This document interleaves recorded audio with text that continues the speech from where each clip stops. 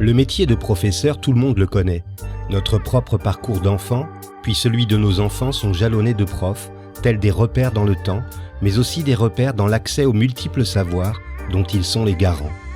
Le professeur exerce un métier qu'il a choisi, il l'exerce avec rigueur et compétence, mais avant de se fondre dans l'entité enseignement, les profs sont des femmes et des hommes formidables, des bâtisseurs aux multiples facettes. Je suis Christophe Salomé, professeur des écoles depuis une trentaine d'années, et depuis 15 ans, je me promène d'école en école en tant que maître remplaçant.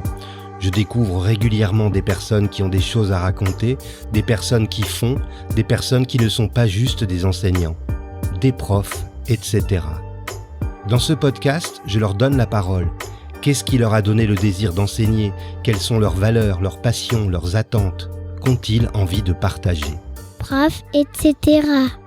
Nathalie Fontaine est née à Digne, dans une dynastie de professeurs d'histoire géo et de lettres classiques. À l'âge de 3 ans, elle s'installe avec ses parents à la Colle-sur-Loup dans les Alpes-Maritimes. 3 ans plus tard, elle voulait vendre des fromages pour être proche des animaux. Mais une formation au CREPS lui permet d'obtenir un brevet d'état sport pour tous et un peu plus tard, celui d'éducateur sportif, activité de natation. Cette profession de maître nageur lui permet d'alterner de longues périodes de voyage et de travail, en piscine ou ailleurs, pour renflouer ses caisses. La piscine dans laquelle elle travaille ayant fermé ses portes en raison de la récente pandémie, elle se tourne vers une autre activité professionnelle au sein de la mairie. Cela concrétise un désir d'évolution qu'elle percevait déjà depuis un certain temps. Elle définit son parcours professionnel comme une succession de bonheurs, de rencontres, de victoires, mais aussi de quelques échecs. Nager ne s'apprend qu'une seule fois dans sa vie, et Nathalie est encore émerveillée d'avoir été celle qui aura permis à tant de personnes d'effectuer cet apprentissage qui, selon elle, a quelque chose de magique. Nathalie Fontaine, bonjour. Bonjour. Quel est le dernier cadeau qu'on vous a offert?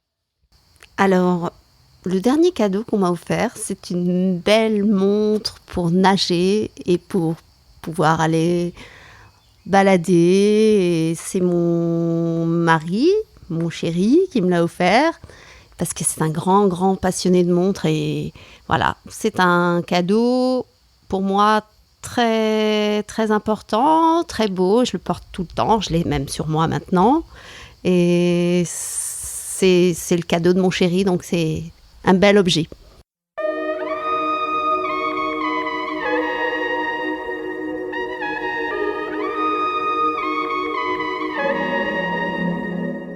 Quel regard portez-vous sur votre enfance? Alors, mon enfance, des souvenirs extraordinaires, des souvenirs de voyage, des souvenirs de randonnée, beaucoup de choses en extérieur. Je me revois petite fille avec mes parents. Donc mes parents, professeurs, des grandes vacances, toujours loin de la maison, pendant 15 jours quand les vacances duraient 15 jours, pendant 2 mois quand c'était 2 mois.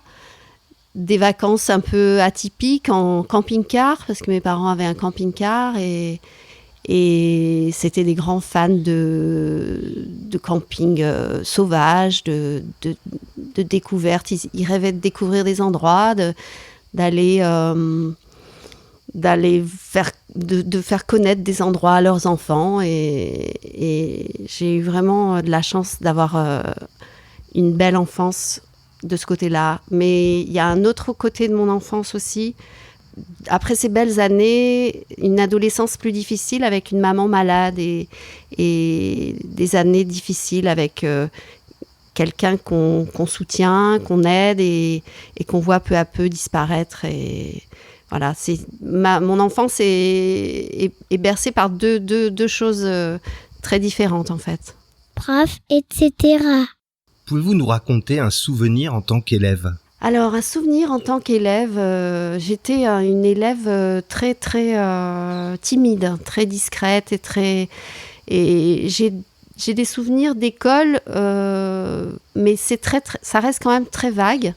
J'ai pas de souvenirs précis d'école. Enfant, l'école, c'était pas vraiment un moment que j'appréciais.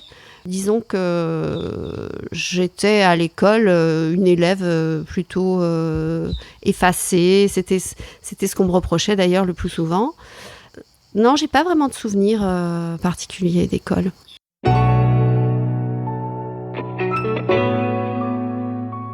Vous avez été quel genre d'adolescente ?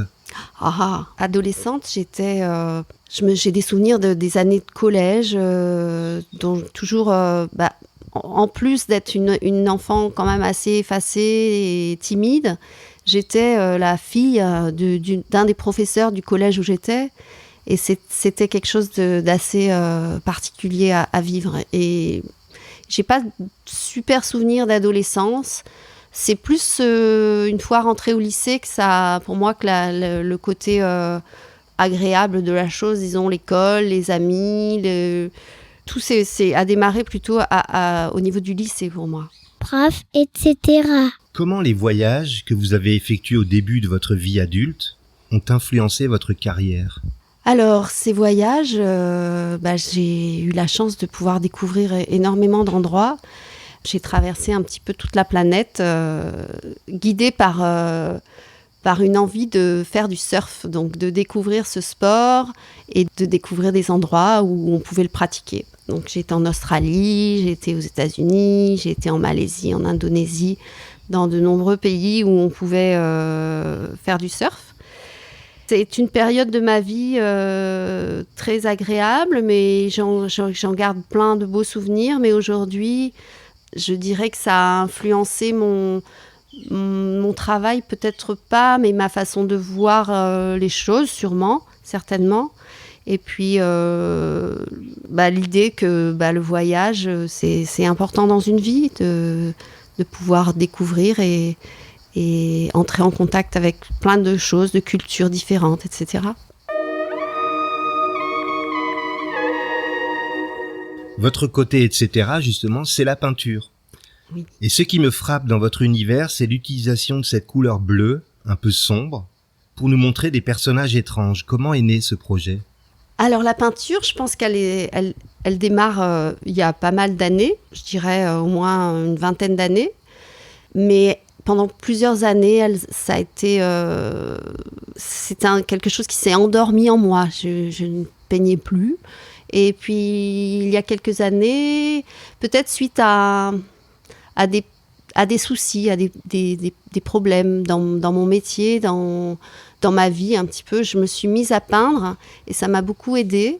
C'était généralement des peintures qui me venaient, des images qui me venaient au réveil ou pendant des promenades. Et du coup, j'avais ce besoin de peindre et de créer, de faire quelque chose, de représenter des choses et de créer des choses. Et le bleu, certainement pour l'eau, je pense, l'eau que j'aime tant. Et ces personnages un peu étranges qui sont sûrement un peu de moi, un peu de cette vie étrange que je traversais à ce moment-là.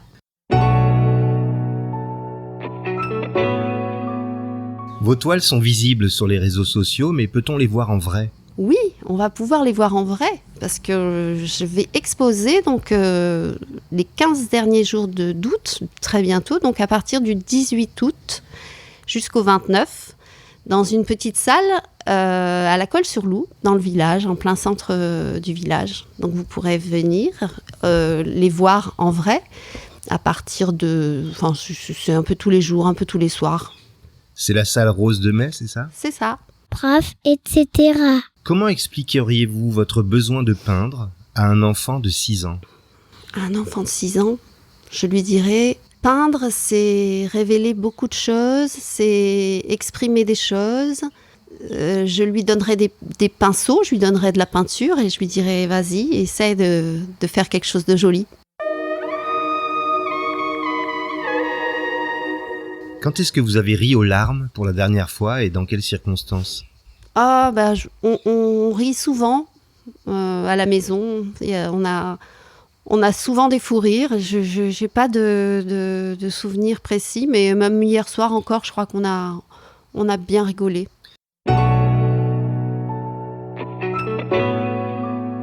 Pouvez-vous me citer un moment préféré de votre journée, qu'il soit professionnel ou plus personnel ?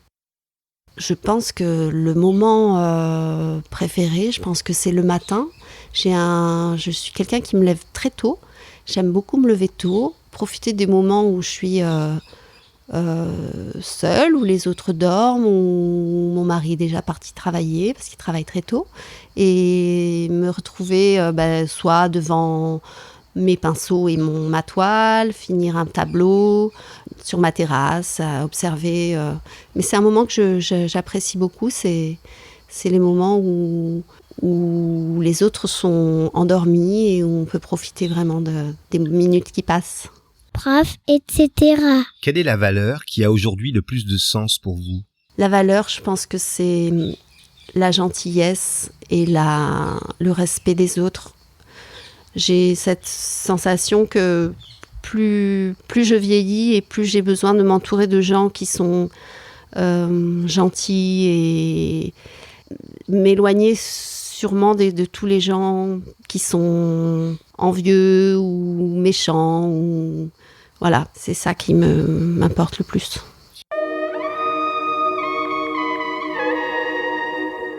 Quel mot, selon vous, compléterait le mieux le mot nager ? Nager, bonheur. C'est la plus jolie chose qu'on puisse faire. C'est pas ce que je voulais dire exactement. Je voulais dire la plus jolie chose qu'on puisse ressentir, c'est le bien-être dans l'eau. Et des fois, je me dis, y a des gens qui n'ont pas cette chance d'aimer l'eau. Pourtant, quel bonheur, hein. Et c'est pour cette raison que dans mon métier, je me suis intéressée aux personnes qui ont peur ou qui n'aiment pas l'eau. Et donc, j'ai fait des formations sur l'aquaphobie et pour essayer de transmettre ce bonheur d'être dans l'eau et ce plaisir. Prof, etc. Quelle compétence ou capacité qui vous rend bien des services dans votre vie vous rend un peu fier ? Je pense que je suis assez patiente. C'est quelque chose qui... Je suis patiente, je m'énerve pas forcément vite. D'ailleurs, ce qui énerve souvent les autres. Voilà, je suis quelqu'un de patiente et de calme.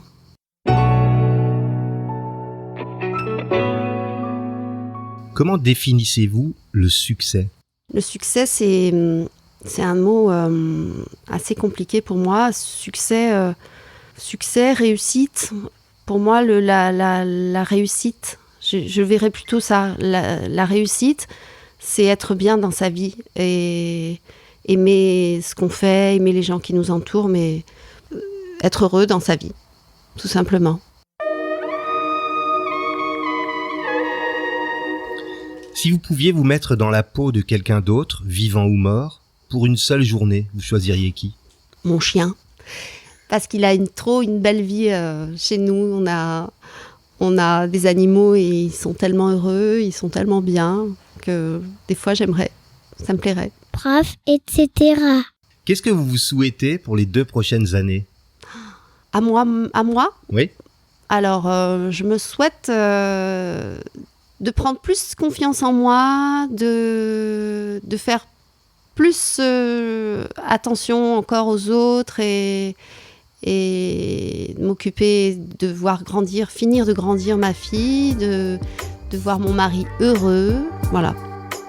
Merci Nathalie de m'avoir accueilli chez vous pour réaliser cette interview. Vous pouvez retrouver les toiles de Nathalie sur Facebook, notamment, et à partir du 18 août, à la salle Rose de Mai à la Colle-sur-Loup dans les Alpes-Maritimes. Si vous avez aimé cet épisode, n'hésitez pas à vous abonner à Prof, etc. sur les plateformes de diffusion, Spotify, Deezer, Google Podcast par exemple. N'hésitez pas non plus à m'offrir des étoiles sur iTunes. Et si vous avez envie de partager votre côté, etc. avec les auditeurs, écrivez-moi à Chris, CHRIS, @salome-online.com, SALOME-online.com. À vendredi.